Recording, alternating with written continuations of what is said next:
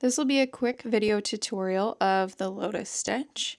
I'm going to be doing it into a foundation half double crochet chain here, and I'm going to walk you through the steps of the stitch. Now with the Lotus stitch, it is multiple stitches that create one beautiful stitch that looks like a lotus flower. So what we're going to do to start the Lotus stitch is you're going to do a single crochet. So we'll do one right into here. Then you're going to do a puff stitch. You have to skip 2 loops. So you're going to yarn over. You're going to start your puff stitch, skip 2. You're going to place it into this one here. We're going to pull a puff stitch here, 2, 3. Okay, now you're going to chain 2. And you're going to place a puff stitch in the exact same stitch here.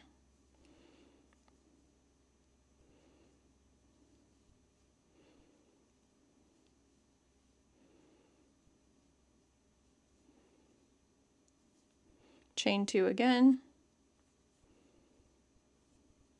Place one more puff stitch in that same stitch.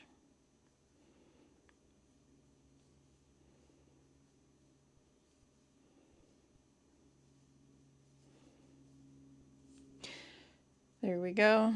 Now technically that is the end of the Lotus stitch, but of course if you leave a loose end it's not actually attached to anything. So what we're going to do is we're going to start the next Lotus stitch here. So you're going to skip 2 and you'll do a single crochet,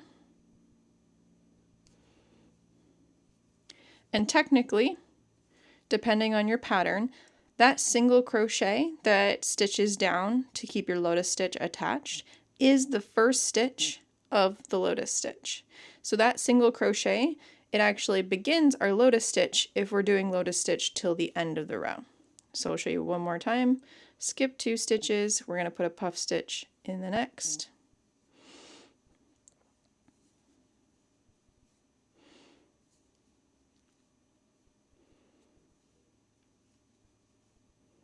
Chain 2, puff stitch in this same stitch,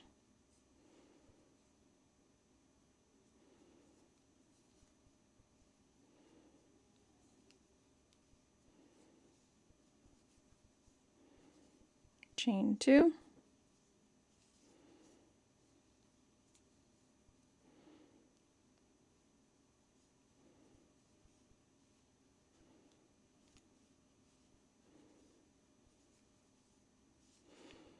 skip 2, single.